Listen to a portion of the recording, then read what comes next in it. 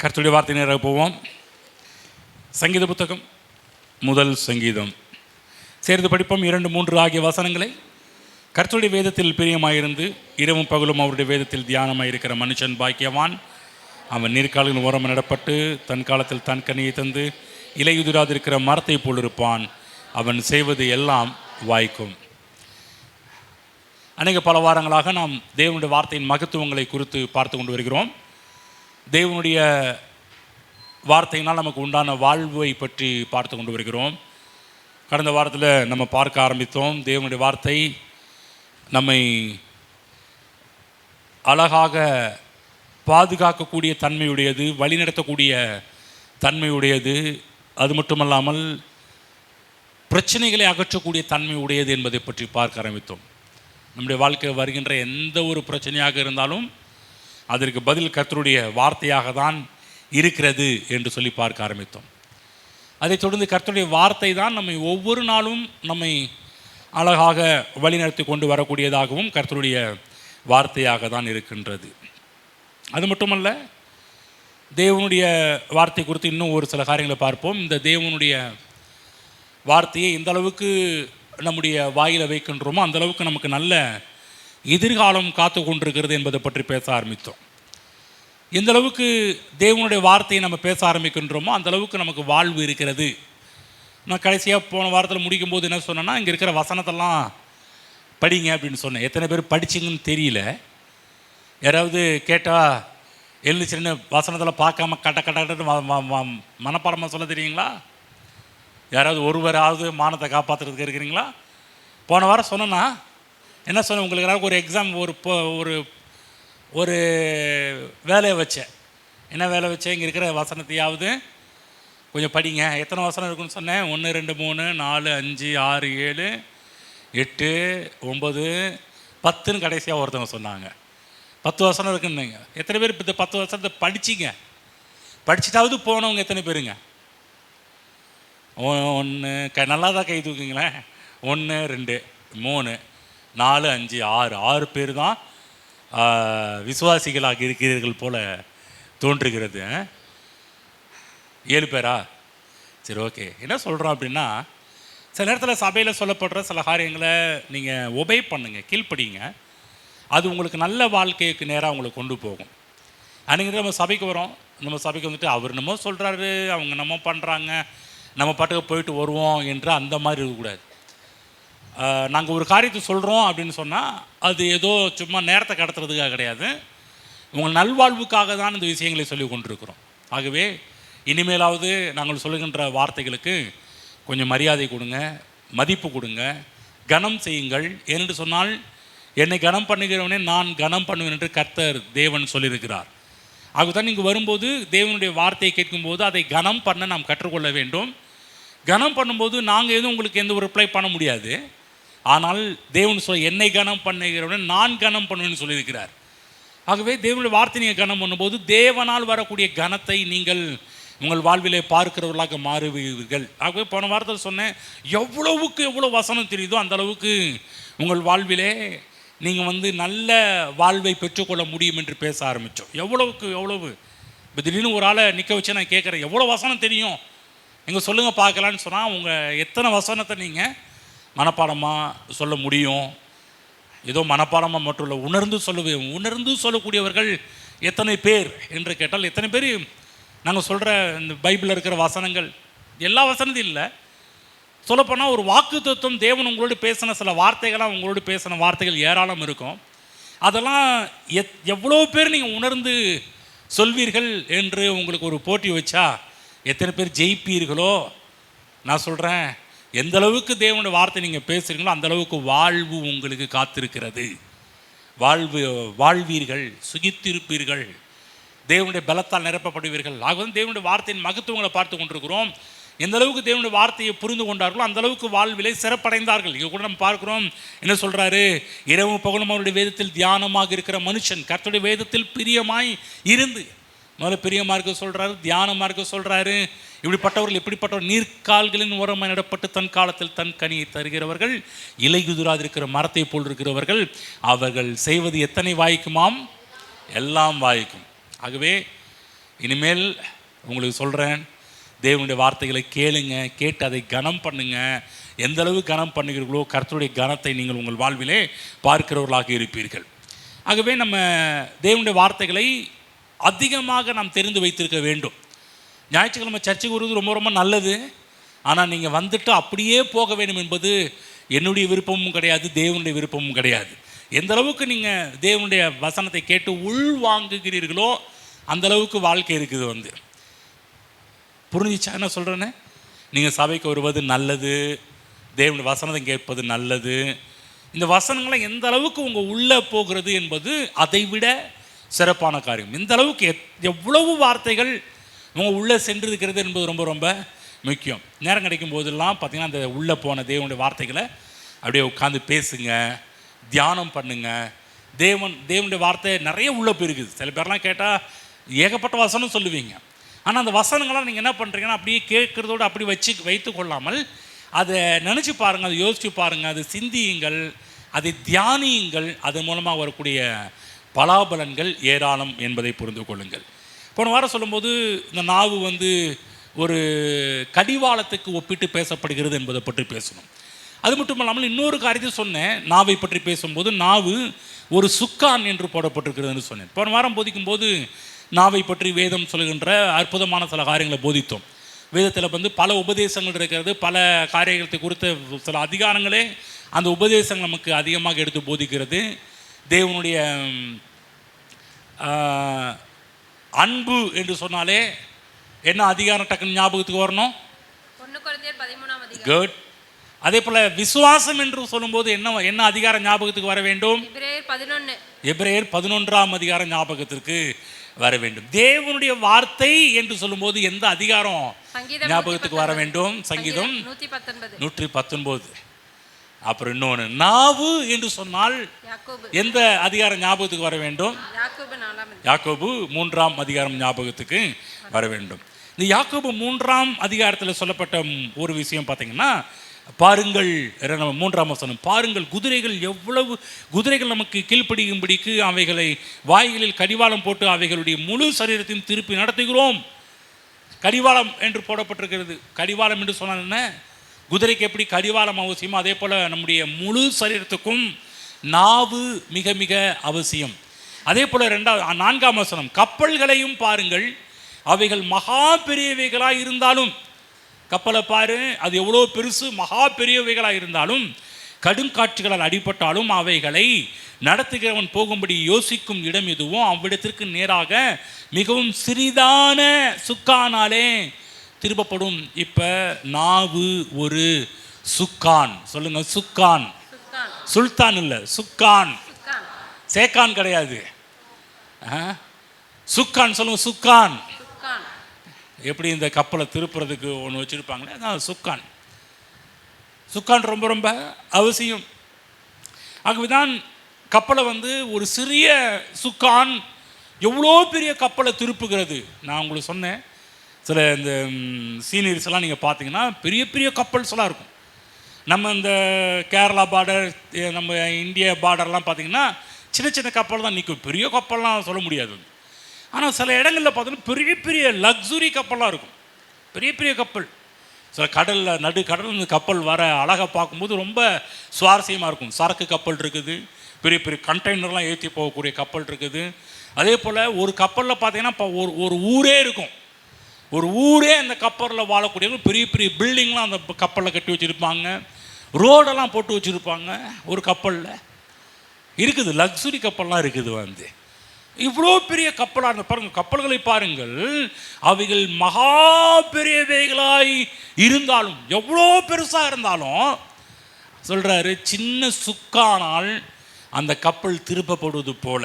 அதே போல் நம்முடைய வாழ்க்கை ரொம்ப பெருசாக இருந்தாலும் நல்லா கவனமாக கேளுங்க, நம்முடைய வாழ்க்கையை அழகாக திருப்பக்கூடியதே நம்முடைய நாவு என்பதை புரிந்து கொள்ள வேண்டும். சொல்லுங்கள், என்னுடைய நாக்குக்காக நன்றி. சொல்லுங்க, ஆண்டவரே நீர் கொடுத்த நல்ல நாக்குக்காக நன்றி. ஆமென். நமக்கு இருக்கின்ற உறுப்புகளிலே நாக்கு ரொம்ப முக்கியமான ஒரு உறுப்பு என்பதை புரிந்து கொள்ளுங்க. நம்முடைய முழு சரீரத்தையுமே கண்ட்ரோல் பண்ணக்கூடியது. விஞ்ஞானிகள் கண்டுபிடிச்சிருக்கிறாங்க, அறிவியல் உலகம் கண்டுபிடிச்சிருக்கிறாங்க. இந்த நாக்கு தான் முழு சரீரத்தையே கண்ட்ரோல் பண்ணுகிறதுன்னு சொல்லி. நீங்கள் என்ன பேசுகிறீங்களோ, நீங்கள் பேசுகிற காரியங்கள் உங்கள் முழு சரீரத்தையுமே அது தன்னுடைய கண்ட்ரோலில் கொண்டு வந்துடுதான். அந்தளவுக்கு விஞ்ஞானிகள் இப்போ தான் கண்டுபிடிச்சாங்க. தேவநாயகத்தில் அப்பயே வேதத்தில் எழுதி வச்சிருக்கிறாரு. நாவு பெரிய கப்பல் தான். பெரிய கப்பலில் பாருங்கள், இந்த சின்ன சுக்கானால் திருப்பப்படுவதில் அப்படியே நாவானதும் சின்ன அவயமாக இருந்தாலும் என்று சொல்கிற சின்ன அவயம் தான் நம்முடைய வாழ்க்கையவே திசை திருப்பக்கூடியது. இந்த சுக்கான் என்று சொல்லக்கூடிய இந்த நாவு இல்லை என்று சொன்னால், இந்த காற்று எந்த பக்கம் அடிக்கிறதோ அந்த பக்கம் கப்பல் அது பாட்டுக்காக போக ஆரம்பிச்சிடும். யோசிச்சு பாருங்க. பைபிளில் பார்த்தீங்கன்னா பல சம்பவம் நமக்கு தெரியும். ஒரு உதாரணம் சொல்ல போனால், பவுல் அவரோடு கூட இருந்த மற்ற ஆட்கள்லாம் கப்பலில் போயிட்டு இருக்கும்போது மெலித்தா தீவில் அவங்க கரையை ஒதுங்கினாங்க பார்க்கணும். அதுக்கு முன்னாடி பெரும் காற்று அவங்கள திசை திருப்ப ஆரம்பிச்சிச்சு. அப்போ பைபிளில் போடப்பட்டிருக்குது, மாலுமிகள் என்ன பண்ணாங்க, காற்று எந்த பக்கம் எந்த திசையில் கப்பலம் அடித்து தள்ளுதோ அந்த திசை பக்கமாக நாங்கள்லாம் போனோம் அப்படின்னு சொல்லி அவங்க எழுதி வச்சுருக்கிறாங்க அப்போஸ்தலர் நடவடிக்கைகளை. கடைசியில் அந்த காற்று அந்த கப்பலை மெலித்தா தீவுக்கு நேராக கொண்டு போச்சான். கடைசியில் அவங்க அந்த பக்கமாக போய் அங்கே நாள் கொஞ்சம் தங்கினாங்க. அங்கேருந்து பல காரியத்தெல்லாம் பண்ணினார்கள் என்று சொல்லி வேதத்தில் பார்க்க ஆரம்பிக்கிறோம். நல்லா கவனிக்கணும். எவ்வளோ பெரிய காற்றாக இருந்தாலும், எவ்வளோ பெரிய கப்பலாக இருந்தாலும், பெரிய காற்று அடித்தால் கூட அந்த சுக்கானால் திருப்ப முடியும் என்று வேதத்தில் போடப்பட்டிருக்கிறது. வேதம் சொல்லுகின்றது, பெரியவைகளாக இருந்தாலும் கடுங்காற்றுகளால் அடிபட்டாலும் நடத்துகிறவன் போகும்படி யோசிக்கிற இடம் எதுவோ அவ்விடத்துக்கு நேராக சின்ன சுக்கானால் சிறிய சுக்கானால் திருப்ப முடியும் என்று சொல்லப்பட்டிருக்கிறது. அப்போ சுக்கான் ஒழுங்காக இருந்துச்சுன்னா, சுக்கான் சரியாக இருந்துச்சுன்னா, சுக்கான் என்று சொன்னால் நாவு ஒழுங்காக இருந்தால், நாவு சரியாக இருந்தால் பெரிய காற்றுகள் வந்தாலும் நாம் பயப்பட வேண்டிய அவசியம் இல்லை. நல்லா கவனமாக கேளுங்க.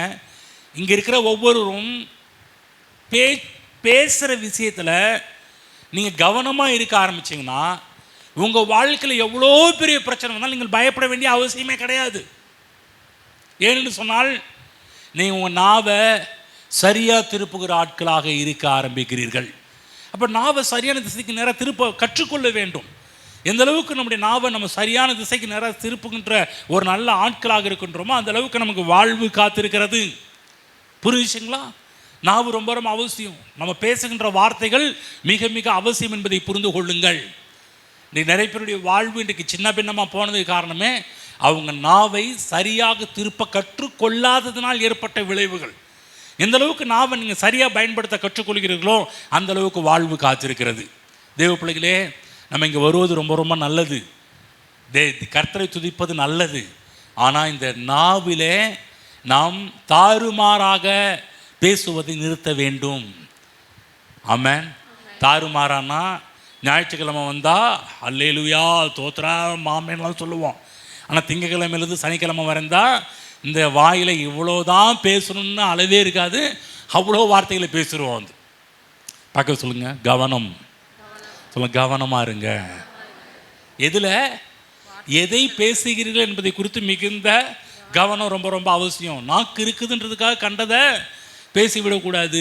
தேவனுடைய வார்த்தையை தெரிந்து கொண்டு தேவனுடைய வார்த்தையை விசுவாசத்தோடு உங்களுடைய நாவிலே நீங்கள் பேச ஆரம்பிப்பீர்கள் சொன்னால், நான் சொல்கிறேன், உங்களுக்கு நல்ல எதிர்காலம் உங்களுக்கு காத்து கொண்டிருக்கிறது.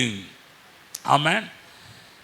நீங்கள் நாவை சரியாக நீங்கள் பேச கற்றுக்கொள்ள ஆரம்பித்தால் எவ்வளோ பெரிய போராட்டம் நிறைந்த வாழ்க்கையாக இருந்தாலும் அதை மேற்கொள்ளக்கூடிய காரியத்தை கற்றுக் கொடுக்கக்கூடியதாக நாவு நமக்கு இருக்கின்றது. போராட்டத்தின் போதும் கடல் கொந்தளிக்கின்ற போதும் சுக்கான் உதவி இருக்கும் என்றால், சுக்கான் உதவி சரியாக இருக்கும் என்று சொன்னால் எப்படி கப்பல் காப்பாற்றப்படுகிறதோ அதே போல் உங்கள் நாவு சரியாக, உங்கள் நாவிலே சரியான வார்த்தைகளை பேச ஆரம்பிப்பீர்கள் சொன்னால் எவ்வளோ பெரிய போராட்டம், எவ்வளோ பெரிய கஷ்டம், எவ்வளோ பெரிய விஷயமா இருந்தாலும் நீங்கள் அதிலிருந்து காப்பாற்றப்படுவது நிச்சயம். ஆமென். புரிஞ்சுங்களா? அதுதான் மாலுமிகள் சுக்கான் கரெக்டாக இருந்துச்சுன்னா அவங்க பயப்படவே மாட்டாங்க. எந்த புயலை பார்த்தாலும் பயப்பட மாட்டாங்க, எந்த காற்றை பார்த்தாலும் பயப்பட மாட்டாங்க. நடுக்கடலில் எந்த ஒரு பிரச்சனை வந்தாலும் பயப்பட மாட்டாங்க. அவங்களுக்கு தெரியும் சுக்கான் கரெக்டாக இருக்குது, சரியாக இருக்குது. தெய்வ பிள்ளைகளே, நீங்கள் கூட நாவை சரியாக காத்துக்கொள்வீர்கள் என்று சொன்னால், காத்துக்கொள்வீங்கன்னா டெய்லி பல்லு விளக்கு அதை பற்றி சொல்லிட்டு இருக்கிறேன்னா அது விளக்குறது நல்லது தான். ஆனால் அதை விட நாவில் சரியானதை பேச கற்றுக்கொள்ள வேண்டும். ஆமென். ஹலோ, இருக்கிறீங்களா? பிரச்சனையே எங்கே தான் உருவாகுது? எல்லா வீட்லேயுமே பிரச்சனை உருவாகுகிற இடமே நாவை தவறாக பயன்படுத்தினதினால் ஏற்படுகின்ற பிரச்சனைகள் தான் எல்லா குடும்பத்திலும் நடக்குது. சில வீட்டிலாம் பார்த்திங்கன்னா கல்யாணம் ஆன புதுசில் நடந்த காரியங்கள் இன்னும் பேசிக்கிட்டே இருப்பாங்க. நாவு பட்டுக்க போயிட்டே திருப்பப்பட்டுகிட்டே இருக்கும். அதுக்கு நேரம் திருப்பப்பட்டுகிட்டே இருக்கும். வந்து கவனமாக கேளுங்க. நம்ம நாவை வைத்து என்ன பேசுகிறோம் என்பது ரொம்ப ரொம்ப முக்கியமான விஷயமாக இருக்கின்றது. படிப்போம். எபிரேயர் 10ஆம் அதிகாரம் 13ஆம் வசனத்தை திருப்புவோம். படிங்க பார்க்கலாம். சகோதரி படிங்க. எபிரேயர் 10:23. அல்லாமலும் நம்முடைய நம்பிக்கையை அறிக்கையிடுகிறதில் அசைவில்லாமல் உறுதியாய் இருக்க கடவோம். வாக்குத்தத்தம் பண்ணினவர் உண்மையுள்ளவராய் இருக்கிறாரே. கவனிங்க, என்ன சொல்றாருன்னா நம்முடைய நம்பிக்கையை சொல்லுங்க. நம்பிக்கை சொல்ல. நம்பிக்கையை போதும். நம்பிக்கை அறிக்கையிடுகிறதில் அசைவில்லாமல் உறுதியாக இருக்க கடவோம். சும்மா கண்டது கிடையாது இல்லை, கண்டது கிடையாது அதை அறிக்கையிடுறது கிடையாது. அப்படி வாய்க்கு வந்ததெல்லாம் அறிக்கையிடுறது கிடையாது. நம்ம எதை நம்புகிறோம் என்பது ரொம்ப ரொம்ப முக்கியம். நம்பிக்கையை அறிக்கையிடுகிறதில் கவனமாய் உறுதியாக இருக்க கடவோம். ஏனென்று சொன்னால் வாக்குத்தத்தம் பண்ணினவர் உண்மையுள்ளவராய் இருக்கிறாரே. படிப்போம். யாக்கோபு புஸ்தகம் 1 அதிகாரத்தின் நேரம் திருப்பிக் கொள்வோம். 6 படிங்க பார்க்கலாம். யாக்கோபு 1:6. ஆனாலும் அவன் எவ்வளவாகிலும் சந்தேகப்படாமல் விசுவாசத்தோட கேட்க கடவன். சந்தேகப்படுகிறவன் காற்றினால் அடிபட்டு அலைகிற கடலின் அலைக்கு ஒப்பாய் இருக்கிறான். அப்படிப்பட்ட மனுஷன் தான் கர்த்தரிடத்தில் எதையாகிலும் பெறுவான் என்று நினையாதிருப்பானாக. இருமனமுள்ளவன் தன் வழிகளில் எல்லாம் நிலையற்றவனாய் இருக்கிறான். போதும், கவனிங்க. அப்படிப்பட்ட மனுஷன் தான் கர்த்தரிடத்தில் எதையாகிலும் பெறலாம் என்று நினையாதிருப்பானாக.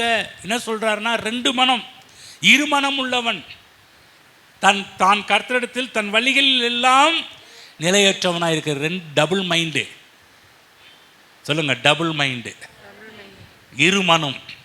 புரியுதுங்களா? 2 மனம். ஞாயிற்றுக்கிழமை சில பேருக்கு ஞாயிற்றுக்கிழமை ஒரு மனமாக இருக்குது, திங்கட்கிழமையிலேருந்து சனிக்கிழமைலாம் அது வேற மனமாக போயிடுது. வந்து கவனமாக கேளுங்க தேவப்பிள்ளை. இருமனம் உள்ளவன் தன் வழிகளில் எல்லாம் நிலையற்றவனாக இருக்கிறான். பைபிள் போடப்பட்டிருக்குது 6ஆம் வசனம். ஆனாலும் அவன் எவ்வளவாகிலும் சந்தேகப்படாமல் விசுவாசத்தோடு கேட்கிறவன். எவ்வளவு கேட்டாலும் விசுவாசத்தோடு கேளு, சந்தேகத்தோடு கேட்காதுன்றார். சந்தேகப்படுகிறவன் காற்றினால் அடிப்பட்டு அலைகிற கடலின் அலைக்கு ஒப்பாயிருக்கிறான். அப்படிப்பட்ட மனுஷன் கர்த்தர் எதையும், அதாவது இருமனம் உள்ளவன் தேவன்கிட்ட இருந்து எதையுமே நீங்கள் பெற்றுக்கொள்ள முடியாது. விசுவாசத்தோடு கேளுங்க. உங்களுடைய தேவன் நல்ல நாவை கொடுத்துருக்கிறாரு. நாவில் கண்டது கிடையாத பேசாதீங்க. நம்பிக்கையை பேசுங்கள். தேவன் எப்படிப்பட்டவர் என்பதை அறிந்து பேசுங்கள். தேவனை குறித்து நல்ல வார்த்தைகளை பேசுங்க. தேவனை குறித்து தவறாக நாவிலே பேசாதிருங்கள். எந்த அளவுக்கு நாவில் நாம் சரியான வார்த்தைகளை பேச ஆரம்பிக்கிறோமோ, திரும்ப சொல்கிறேன், அவருக்கு நல்வாழ்வு காத்து கொண்டு இருக்கிறது. யாருக்கு? நாவிலே நல்ல வார்த்தைகளை தெரிந்து கொண்டு அதையே வாழ்வாய் எடுத்துக்கொண்டு பேசுகிறார்கள் பாருங்க, அவர்களுக்கு நல்ல வாழ்க்கை காத்து கொண்டிருக்கிறது. அன்றைய நேரத்தில் மக்கள் பாருங்க இருமனமாக பேசுவாங்க. ஒரு நாள் பாருங்க கர்த்தர் காப்பாற்றுவாருன்னு, ஞாயிற்றுக்கிழமை தான் கர்த்தர் காப்பாற்றுவார் அப்படின்வாங்க. திங்கக்கிழமையிலேருந்து சனிக்கிழமை யோசித்து பார்த்தீங்கன்னா எங்கே காப்பாற்றுறாருங்க, என்னங்க ஒரு பிரயோஜனம் கிடையாதுங்க. சர்ச்சுக்கு போய் என்ன பிரயோஜனம்? ஜெபம் பண்ணி என்ன பிரயோஜனம்? பைபிள் படித்து என்ன பிரயோஜனம்? ஞாயிற்றுக்கிழமை வரும் பாருங்க சூப்பராக பேசுவாங்க. ஆனால் மற்ற இந்த இடத்த விட்டு வெளியே போயிட்டாலே மக்கள் பேசுகிற பேச்சை வேறு மாதிரி பேச ஆரம்பிச்சிடுவாங்க. அதுதான் கவனமாக இருக்கணும். இப்போ ஒரு மாதிரி, திங்கக்கிழமை ஒரு மாதிரி, திங்கட்கிழமையிலேருந்து சனிக்கிழமை ஒரு மாதிரி பேசக்கூடாது. எப்போதுமே ஒரே மாதிரி பேச கற்றுக்கொள்ளுங்கள். சுக்கானை சரியாக திருப்ப கற்றுக்கொள்ளுங்கள். அன்றைய நேரத்தில் பாருங்கள் கர்த்தரை விசுவாசிக்கிறேன்னு சொல்லுவாங்க. எப்போ? ஞாயிற்றுக்கிழமை நேரத்தில், சில ஜெபம் பண்ணுற நேரத்தில் கர்த்தரை விசுவாசிக்கிறேன்னு சொல்லுவாங்க. ஆனால் மறுநாள் என்ன பண்ணுவாங்கன்னா, விசுவாசிக்க முடியவில்லையே, என்ன பண்ணுறது, அவர் நம்ப முடியலையே என்று சொல்லி அப்படி பேச ஆரம்பிப்பாங்க. ஆகவேதான் உங்கள் நாவிலே இரு மனமுள்ளவர்களாக பேசாதீர்கள். இப்போ ஒன்று, நாளைக்கு ஒன்று பேசாதீங்க. எப்போதுமே ஒரே மாதிரி பேச கற்றுக்கொள்ளுங்கள். பக்கத்தில் பேச சொல்லுங்கள், எப்போதுமே நீங்கள் ஒரே மாதிரியாக பேச கற்றுக்கொள்ளுங்கள். ஆமென். புரிஞ்சுச்சிங்களா? இப்போ ஒன்று அப்போ ஒன்று பேசக்கூடாது. ஞாயிற்றுக்கிழமை ஒன்று, திங்கள் டு சனிக்கிழமை ஒன்று அப்படி பேசக்கூடாது. எல்லா நேரத்திலுமே சரியாக பேச ஆரம்பிங்கள். உங்களை பற்றி இருக்கட்டும், உங்கள் குடும்பத்தை குறித்து இருக்கட்டும், உங்கள் வேலையை குறித்து இருக்கட்டும், சபையின் ஊழியங்களை குறித்து இருக்கட்டும், எந்த பக்கம் திரும்பினாலும் உங்கள் நாவிலே ஒரே மாதிரி பேச கற்றுக்கொள்ளுங்கள். மாறி மாறி பேசி நீங்கள் உங்கள் வாழ்விலே உங்கள் எதிர்காலத்தை இழந்து விடாதீர்கள். குதிரைக்கும் கப்பலுக்கும் பார்த்தீங்கன்னா வித்தியாசம் இருக்குது. என்ன வித்தியாசம்னா, குதிரை என்று சொல்லக்கூடியது தனிப்பட்ட வாழ்க்கைக்கு அது செல்ல வேண்டிய இடத்திற்கான நேர்கோட்டுக்கு நேராக கொண்டு போகுது. ஆனால் கப்பல் பார்த்திங்கன்னா புயலின் நடுவிலே கூட அது எப்படி செல்வது என்பதை அது சரியாக செயல்பட ஆரம்பிக்கின்றது. குதிரை ஒரு சிங்கிளால் போக முடியும், ஆனால் கப்பல் ஏராளமான மக்களை ஏற்றுக்கொண்டு செல்ல முடியும். ஆகவே தேவ பிள்ளைகளே, குதிரையாக இருக்கட்டும், கப்பலாக இருக்கட்டும், நடத்துகிறவன் போகும்படி யோசிக்கிற இடம் எதுவோ அவ்விடத்துக்கு நேராக சிறிய சுக்கானால் திருப்பப்படும். தேவனுடைய வார்த்தையை அறிந்து கொண்டு இப்போ நம்முடைய நாவிலே அதற்கான வார்த்தைகளை பேச ஆரம்பிப்போம் என்று சொன்னால் உங்கள் வாழ்வு சரியான திசைக்கு நேராக செல்ல ஆரம்பிக்கும். ஆமென், ஆமென். அப்போ எதை நம்ம பேசணும் என்பதை பற்றி ஒரு சில காரியங்கள் பேசுவோம். ஏன்னா அறிக்கையிடுறதில் பார்த்தீங்கன்னா உறுதியாக இருக்க வேண்டும் என்று வேதம் சொல்கின்றது. நம்முடைய நம்பிக்கையை அறிக்கையிடுகிறதில் உறுதியாக இருக்க வேண்டும். வேதத்தில் ஒரு சில வசனத்தை பார்ப்போம். சங்கீதம் 107 சங்கீதம் போங்க. சங்கீதம் 107 சங்கீதம் முதல் 3 வசனங்களை படிங்க பார்க்கலாம். 107 3 வசனங்கள். கர்த்தரை துதியுங்கள், அவர் நல்லவர், அவர் கிருபை என்றும் உள்ளது. கர்த்தரால் சத்துருவின் கைக்கு நீங்களாக்கி மீட்கப்பட்டு கிழக்கிலும் மேற்கிலும் வடக்கிலும் தெற்கிலும் உள்ள பல தேசங்களிலும் இருந்து சேர்க்கப்பட்டவர்கள் அப்படி சொல்ல கடவர்கள். புரிஞ்சுதா? எங்க பக்கத்து புரிஞ்சுச்சான்னு கேளுங்க. அவன் படிச்சது புரிஞ்சுதா? என்ன படிச்சாங்க? கர்த்தரை துதியுங்கள், அவர் நல்லவர், அவர் கிருபை என்றும் உள்ளது. கர்த்தர் நல்லவர், அவரை துதியுங்கள், அவர் கிருபை என்றும் உள்ளது. இப்படின்னு யார் சொல்லணுமா? கர்த்தரால் சத்ருவின் கைக்கு நீங்களாக்கி மீட்கப்பட்டு. நான் கேட்கின்றேன், இங்கு எத்தனை பேர் கர்த்தரால் மீட்கப்பட்டவர்கள்? என்னங்க, சில பேர் கையை தூக்க மெதுவாக கையெழும்போது திரும்ப கேட்குறேன், எத்தனை பேர் கர்த்தரால் மீட்கப்பட்டவர்கள்? இங்கே ஆமென். எல்லாருமே இங்கே இருக்கிற எல்லாரும் இயேசு கிறிஸ்து யார் யாரோ ரட்சிக்கப்பட்டவர்களோ அவர்கள் எல்லாருமே கர்த்தரால் மீட்கப்பட்டவர்கள். அவங்க என்ன சொல்லணுமா? மீட்கப்பட்டவர்கள் என்ன பண்ணணுமா? கர்த்தரால் சத்துருவின் கைக்கு நீங்களாக்கி மீட்கப்பட்டு கிழக்கிலும் மேற்கிலும் வடக்கிலும் தெற்கிலும் உள்ள பல தேசங்களிலும் சேர்க்கப்பட்டவர்கள் அப்படி சொல்ல கடவர்கள். எப்படி சொல்ல கடவர்கள்? கர்த்தர் நல்லவர், அவர் கிருபை. அவர் கர்த்தரை துதியுங்கள், அவர் நல்லவர், அவர் கிருபை என்றும் உள்ளது. ஆமென். எத்தனை பேர் சொல்ல போறீங்க? சொல்லலாமா? எங்க சொல்லுங்க பார்க்கலாம் சத்தமா. கர்த்தர் நல்லவர், அவர் கிருபை என்றும் உள்ளது. கரெக்டாகவே வரல. அப்படியே சின்ன பிள்ளைங்க பேசணும் பேசிட்டீங்க. கரெக்டாக தெளிவாக சொல்லுங்க.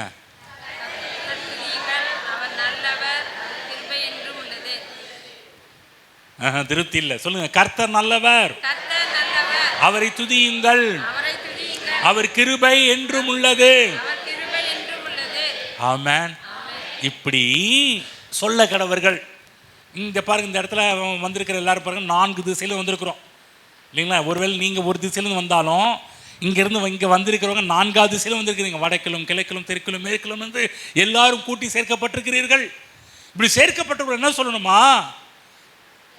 கர்த்தரை துதியுங்கள், கர்த்தரை துதியுங்கள், அவர் நல்லவர், அவர் கிருபை என்றும் உள்ளது என்று சொல்ல கடவர்கள். ஆமென். சொல்லணும், நம்ம வாயில எடுத்து பேசணும் வேண்டும். எப்படி ஒரு புயல் காற்றின் மத்தியிலையும் கொந்தளிப்பின் நடுவிலையும் எப்படி ஒரு கப்பலை சரியாக திருப்புறது போல நம்முடைய வாழ்க்கை நம்ம திருப்ப கற்றுக்கொள்ள வேண்டும். எப்படி திருப்ப கற்றுக்கொள்ள வேண்டும்? இந்த நாக்கை வைத்து சொல்லணும், கர்த்தர் நல்லவர், அவரை துதியுங்கள், அவர் கிருபை என்றும் உள்ளது. கற்றுக்கொள்ளணும். ஏதோ வந்தோம் போனோம் அப்படி இருக்கக்கூடாது. சொல்லணும், கர்த்தர் நல்லவர், அவர் கிருபை எப்பொழுது இருக்குது, கர்த்தருடைய கிருபை என்றும் உள்ளது. என்றும் உள்ளதுன்னா என்றும் உள்ளது என்ன அர்த்தம்? ஞாயிற்றுக்கிழமை மட்டும் இல்லை, எல்லா செகண்டும் கர்த்தருடைய கிருபை என் வாழ்க்கையில் இருக்கிறது. சொல்லட்டுங்களா? கிருபை இல்லாமல், தேவனுடைய கிருபை இல்லாமல் நானும் நீங்களும் வாழவே முடியாது. நீங்கள் நினைக்கிறீங்களா என்னால் வாழ முடியும், எனக்குள்ளே எனக்கு அது இருக்குது இது இருக்குது, நான் பாரு வாழ்ந்து காமிக்கிறேன், அது மாதிரிலாம் ஒரு நாள் பேசாதீங்க. அதெல்லாம் பெருமைக்கு அடையாளம். தாழ்மையுள்ளவர்களுக்கு தேவன் கிருபை அளிக்கிறார். சொல்லணும், கர்த்தர் நல்லவர், அவரை துதியுங்கள், அவர் கிருபை என்றும் உள்ளது. என் வாழ்க்கையில் அவருடைய கிருபை என் வாழ்க்கையில் இருக்கிறது. உங்கள் வாயை திறந்து சுக்கான் நாவை திசை திருப்பணும். எப்படி திசை திருப்பணும்? என்ன பண்ணுறதுங்க, நான் ஒன்று நினைக்கிறேங்க, இந்த கடவுள் ஒன்று நினைக்கிறாருங்க, அப்படி பேசக்கூடாது. எங்க அவர் நல்லவர், அவர் கிருபை என்றும் உள்ளது. எனக்கு மட்டும் பாருங்க இப்படி பண்ணுறாரு அப்படி சொல்லக்கூடாது. உங்களுக்கும் அவர் கிருபை என்றும் உள்ளதுன்னா எனக்கும் அவர் நல்லவர். இந்த நாவை வைத்து தவறான திசைக்கு நேராக உங்கள் வாழ்வை திருப்பி விடாதீர்கள். அதுதான் கவனம் மிக மிக அவசியம். தேவனுடைய வார்த்தை என்ன சொல்லுது? அதற்கு நேராக உங்கள் நாவை திருப்ப பழகி கொள்ளுங்கள். இன்னொரு வசனம் படிப்போம். சங்கீதம் 70 சங்கீதம் 4 வசனம் படிங்க. 70:4. உம்மை தேடுகிற யாவருக்கும் உம்மில் மகிழ்ந்து சந்தோஷப்படுவார்களாக. உமது ரட்சிப்பில் பிரியப்படுகிறவர்கள் தேவனுக்கு மகிமை உண்டாவதாக என்று எப்பொழுதும் சொல்வார்களாக. ஆமென். படிச்சிங்களா? எல்லாம் சத்தத்தை உயர்த்தி படிங்க பார்க்கலாம். உம்மை தேடுகிற யாவரும் உம்மில் மகிழ்ந்து சந்தோஷப்படுவார்களாக. உமது ரட்சிப்பில் பிரியப்படுகிறவர்கள் தேவனுக்கு மகிமை உண்டாவதாக என்று எப்பொழுதும் சொல்வார்களாக. ஆமென். தேவனுக்கு மகிமை உண்டாவதாக, தேவனுக்கு மகிமை உண்டாவதாக என்று எப்பொழுதும் சொல்ல கடவர்கள். ஆமென். எப்பொழுது ஆண்டவரே இதனால் உமக்கு மகிமை உண்டாவதாக, தேவனுக்கு மகிமை உண்டாவதாக, தேவனுக்கு மகிமை உண்டாவதாக. உம்மை தேடுகிற யாவரும் உம்மில் மகிழ்ந்து சந்தோஷப்படுவார்களாக. உமது ரட்சிப்பில் பிரியப்படுகிறவர்கள் தேவனுக்கு மகிமை உண்டாவதாக என்று எப்பொழுதும் சொல்ல கடவர்கள். எல்லாரும் சொல்லுங்கள், தேவனுக்கு மகிமை உண்டாவதாக. சொல்லுங்க, தேவனுக்கு மகிமை உண்டாவதாக. எப்ப சொல்ல கடவர்கள்? எப்பொழுதும் சொல்ல கடவர்கள். Glory to God. ஆண்டவரே உமக்கு எப்போதும் மகிமை உண்டாகட்டும், என் மூலமாக மகிமை உண்டாகட்டும், இதன் மூலமாக ஆண்டவரே நீர் மகிமைப்படுவீராக. தேவனே உமக்கு மகிமை உண்டாவதாக. எந்த காரியத்தை எடுத்தாலும் நீங்கள் சொல்லணும், ஆண்டவரே நீர் இந்த காரியத்தை நீர் மகிமை உமக்கு உண்டாகட்டும் ஆண்டவரே, மகிமை உண்டாவதாக கர்த்தாவே. நான் சொல்கிறேன், உங்கள் நாவை வைத்து கொண்டு கர்த்தர் நல்லவர், அவரை துதியுங்கள், அவர் கிருபை என்றும் உள்ளதுன்னு சொல்லி ஒவ்வொரு நாளும் சொல்லணும். அது மட்டுமல்ல, இங்கே அடுத்து சொல்கிறாரு, எப்பொழுதும் சொல்வார்களாக. என்னத்தை சொல்வார்களாக? தேவனுக்கு மகிமை உண்டாவதாக. ஆமென். இந்த பிரைஸ் லார்ட் சொல்கிறோம் இல்லையா, பிரைஸ் லார்ட் சொல்கிறோம் இல்லைங்களா? எதுக்காக இந்த வார்த்தைலாம் சொல்ல ஆரம்பித்தோம்? சபையில் எதுக்காக இந்த வார்த்தைலாம் பேச ஆரம்பித்தோம்? எப்பொழுதும் சொல்லணும். இப்போ ஒருத்தரை பார்க்கும்போது பிரைஸ் லார்ட் சொல்கிறீங்க. ஏன் பிரைஸ் லார்ட் சொல்கிறீங்க? எதுக்காக பிரைஸ் லார்ட் சொல்கிறீங்க? அதெல்லாம் சர்ச்சு ரூல்ஸ் பாஸ்டர். பார்த்த உடனே சொல்லலைன்னா அவங்க மூஞ்சி தூக்கி வச்சுக்கோங்க, இவங்க மூஞ்சி தூக்கி வச்சுக்கோங்க, அப்படி பார்க்காம போயிடுவாங்க. அப்படி இல்லை. எதுக்காக பிரைஸ் தி லார்ட்? ஆண்டவரே உங்களை பார்க்கறது தேவன் கிருபை செய்தாரே, அதற்காக கர்த்தரை நான் மகிமைப்படுத்துகிறேன். ஹலோ, புரிஞ்சுங்களா? இங்கே பக்கத்தில் பிரைஸ் லார்ட் சொல்லுங்க பார்க்கலாம். எதுக்காக பிரைஸ் லார்ட் சொல்லுங்க? உங்களை பார்க்க வந்தவங்க அந்த முகத்தை பார்க்கறதுக்கு தேவனுக்கு உதவி செய்தாரே, அதற்காக தேவனுக்கு மகிமை உண்டாவதாக. இப்போ நல்லா சொல்லுங்க பார்க்கலாம், பக்கத்தில் சொல்லுங்க பிரைஸ் தி லார்ட். அப்புறம் சொல்லுங்க, இந்த அடுத்த வார்த்தை சொல்லுங்க, உங்களை பார்க்க தேவன் கிருபை செஞ்சாரே, மகிமை உண்டாவதாக. ஆமென். எப்பொழுதும் சொல்ல கடவர்கள். அதுவும் சபையில் விசுவாசிகளை பார்க்கும்போது எப்போதுமே praise Lord praise Lord praise Lord praise Lord. எதற்காக? இல்லை சொல்லணும்னா கோவிச்சுக்குவாருங்க. அதுக்காக இல்லைங்க, சொல்லுவதன் மூலமாக என் தேவனுக்கு மகிமை போய் சேருகின்றது. புரிஞ்சுச்சிங்களா? அடுத்தது பாருங்க, 91ஆம் சங்கீதம் போவோம், 2ஆம் வசனம் படிங்க. 91 2ஆம் வசனம். நம்முடைய நாவை திசை திருப்புறதை பற்றி பேசிட்டு இருக்கிறோம். எதற்கு நேராக? கர்த்தர் நல்லவர், அவரை துதியுங்கள், அவர் கிருபை என்றும் உள்ளது, தேவனுக்கு மகிமை உண்டாவதாக என்று எப்பொழுதும் சொல்ல கடவர்கள். இப்போ சங்கீதம் 91:2 என்ன படிக்கிறோம்? நான் கர்த்தரை நோக்கி, நீர் என் அடைக்கலம், என் கோட்டை, என் தேவன், நான் நம்பி இருக்கிறவர் என்று சொல்லுவேன். நான் நம்பி இருக்கிறவர் என்று சொல்லுவேன். அது மட்டுமா? என்னெல்லாம் சொல்றாங்க ஏங்க? அது மட்டும் கவனமா கேளுங்க. 2ஆம் வசனம் மட்டும் இல்ல, அப்படியே கண்டினியூவா அவர் உன்னை வேடனுடைய கண்ணிக்கும் பாலாக்கும் கொள்ளை நோய்க்கும் தப்புவிப்பார், அவர் தமது சிறகுகளாலே உன்னை மூடுவார், அவர் சட்டைகளின் கீழே அடைக்கலம் புகுவாய், அவருடைய சத்தியம் உனக்கு. அப்படி படிங்க, எல்லாரும் சேர்ந்து படிங்க. இரவில் உண்டாகும் பயங்கரத்துக்கும் பகலில் பறக்கும் அம்புக்கும் இருளில் நடமாடும் கொள்ளை நோய்க்கும் மத்தியானத்தில் பாலாக்கும் சங்காரத்துக்கும் பயப்படாதிருப்பாய். உன் பக்கத்தில் 1000 பேரும் உன் வலதுபுறத்தில் 10,000 பேரும் விழுந்தாலும் அது உன்னை அணுகாது. உன் கண்களால் மாத்திரம் நீ அதை பார்த்து துன்மார்க்கருக்கு வரும் பலனை காண்பாய். எனக்கு அடைக்கலமாய் இருக்கிற உன்னதமான கர்த்தரை உனக்கு தாபரமாக கொண்டாய், ஆகையால் பொல்லாப்பு உனக்கு நேரிடாது, வாதை உன் கூடாரத்தை அணுகாது. உன் வழிகளெல்லாம் உன்னை காக்கும்படி உனக்காக தம்முடைய தூதர்களுக்கு கட்டளையிடுவார். உன் பாதம் கல்லில் இடராதபடிக்கு அவர்கள் உன்னை தங்கள் கைகளில் ஏந்தி கொண்டு போவார்கள். சிங்கத்தின் மேலும் விரியன் பாம்பின் மேலும் நீ நடந்து பால சிங்கத்தையும் வலு சர்ப்பத்தையும் மிதித்து போடுவாய். அவன் என்னிடத்தில் வாஞ்சியாய் இருக்கிறபடியால் அவனை விடுவிப்பேன், என் நாமத்தை அவன் அறிந்திருக்கிறபடியால் அவனை உயர்ந்த அடைக்கலத்தில் வைப்பேன். அவன் என்னை நோக்கி கூப்பிடுவான், நான் அவனுக்கு மறுவு திருவாரளி செய்வேன். ஆபத்தில் நானே அவனோடு இருந்து அவனை தப்புவித்து அவனை கனப்படுத்துவேன். நீடித்த நாட்களால் அவனை திருப்தியாக்கி என் ரட்சிப்பை அவனுக்கு காண்பிப்பேன். ஆமென். சொல்லலாமே. என்னத்தை சொல்றாரு?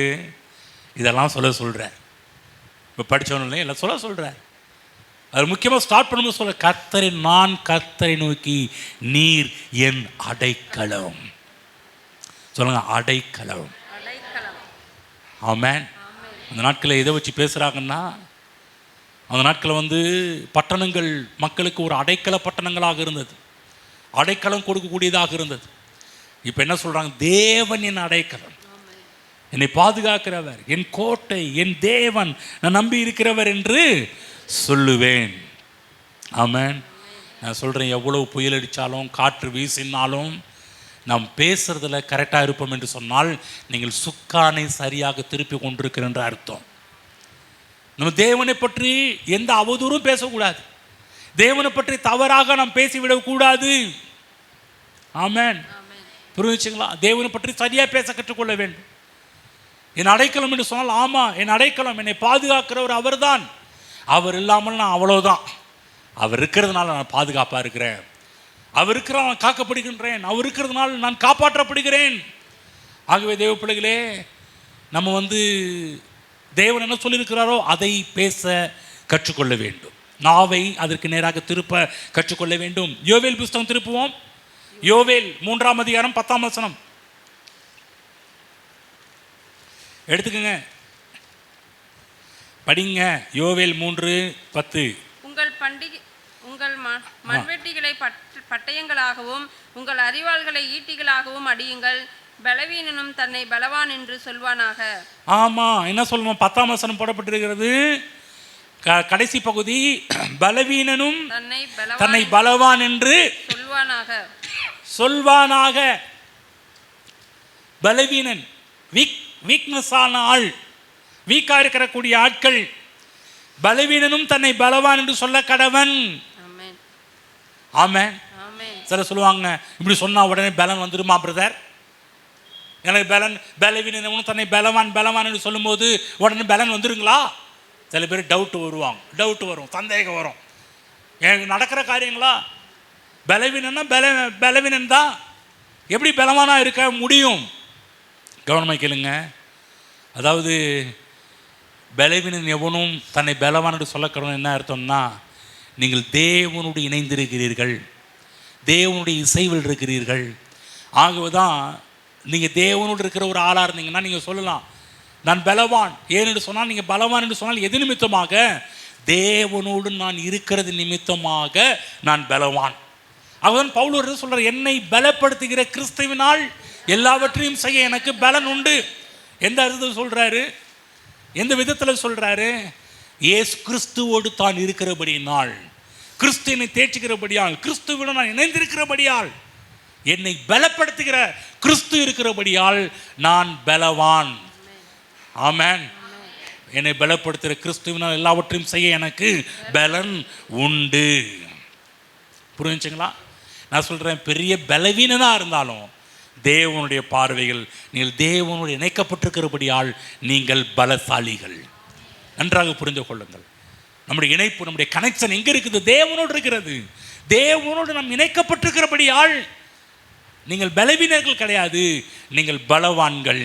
ஆகவேதான் சொல்றாரு, பலவீனன் எவனும் தன்னை பலவான் என்று சொல்வானாக, வாயை திறந்து பேசுவானாக. ஆமென். புரிஞ்சுங்களா? நம்ம என்ன பேசிட்டு இருக்கிறோன்னு? வாயை, நாவை சரியான திசைக்கு நேராக திருப்ப வேண்டும். பலவீனமாக இருக்கிற ஆட்கள் இன்னும் தெரியலங்க, இன்னும் ரொம்ப வலிக்குதுங்க, ரொம்ப இதாக இருக்குதுங்க, அதாக இருக்குது, இதாக இருக்குதுன்னு சொல்லி எப்போதுமே தவறானதை பேசுகின்ற ஒரு ஆட்களாக மாறிவிடாதீர்கள். பலவீனன் எவனும் பலவான் எவனும், பலவீனன் எவனும் தன்னை பலவான் என்று சொல்வானாக சொல்கிறார். இப்போ தேவன் சொல்லும் போது நம்ம என்ன பண்ணணும்? ஆண்டவர் நீங்கள் சொல்லியிருக்கீங்க, நான் சொல்கிறேன். நீங்கள் சொல்லியிருக்கேன் நான் சொல்கிறதுனா கண்டிப்பாக என் பலவீனம் நீங்கும்.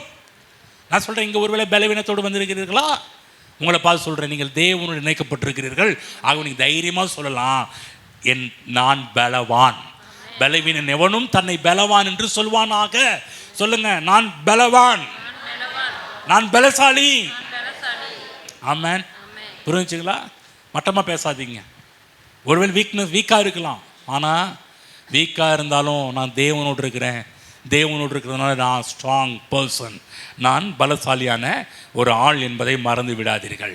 இப்படி தான் நம்முடைய நாவை திசை திருப்ப கற்றுக்கொள்ள வேண்டும். நம்ம நாக்கை பலவீனத்துக்கு நேராகவே திசை திருப்பிட்டு இருக்காதீங்க. இன்னும் இவ்வளோ ஜெபம் பண்ணியும் அப்படியே தானங்க இருக்குது, இவ்வளோ ஜெபம் பண்ணியும் ஒரு மாற்றமும் வரலைன்னு சொல்லி நாவை திசை திருப்பாதீங்க. நாவை சரியான திசைக்கு நேரம் திருப்புங்க. நம்பிக்கையை அறிக்கையிடுகிறதில் உறுதியாக இருங்கள். ஆமென். உறுதியாக இருங்க. ஆண்டுடைய பிள்ளைகள் நீங்கள், நம்ம எல்லாரும் ஆண்டுடைய பிள்ளைகள்.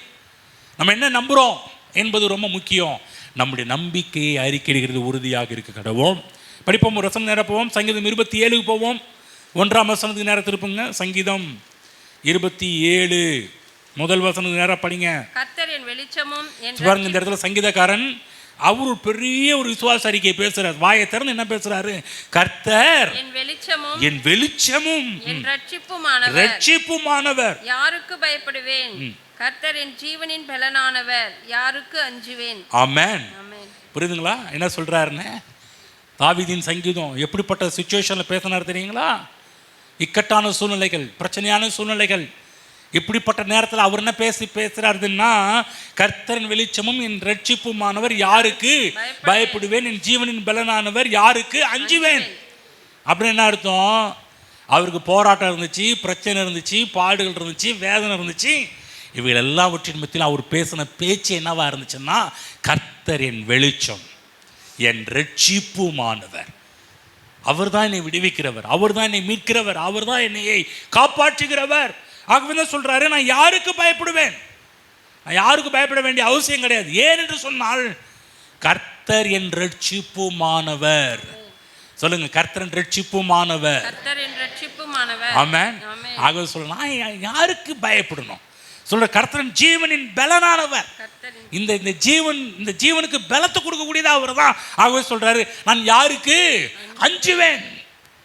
அப்புறம் சொல்றாரு, என் சத்துருக்களும் என் பகைஞருமாகிய பொல்லாதவர்கள் என் மாம்சத்தை பட்சிக்க என்னை நெருக்குகையில் அவர்களே இடறி விழுந்தார்கள். அப்புறம் எனக்கு விரோதமாக ஒரு பாளையம் இறங்கினாலும் என் இருதயம் பயப்படாது, என் மேல் யுத்தம் எழும்பினாலும் இதில் நான் நம்பிக்கையாய் இருப்பேன். பேச்ச பார்த்தீங்களா? பக்கத்துல சொல்லுங்க, பேச்ச பாருயா. யாருடைய பேச்சு? தாவீதோட பேச்சு. சங்கீதம் பார்த்து தாவி 27 பிராக்கெட்டில் பார்க்க தாவீதின் சங்கீதம். எப்படிப்பட்ட சூழ்நிலை எப்படி பேசுகிறாரு பாருங்க. அதுதான் தாவீதை ஆண்டவருக்கு ரொம்ப பிடிச்சிருந்துச்சு. தாவீதை பற்றி ஆண்டவர் சொல்லும்போது என் இதயத்துக்கு ஏற்ற ஒரு மனுஷன். ஆமென். அதாவது ஆண்டவரே கவர் பண்ணிட்டார்.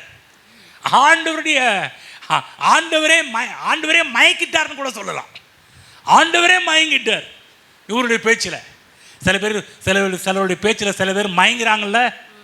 ஹலோ, உலகத்தில் சில பேர் பேசியே மயக்கிறாங்க பாருங்க. சில பேர் நெகட்டிவாக பேசியெல்லாம் மயக்குவாங்க. ஆனால் இங்கு தாவீது நெகட்டிவாக பேசி ஆண்டவரை மயக்கல.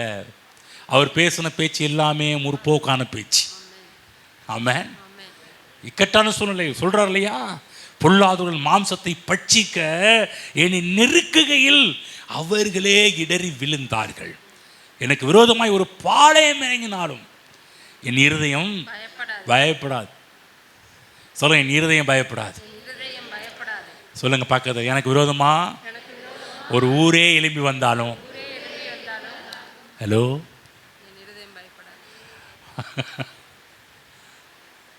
இப்போ சொல்லிடுறோம்.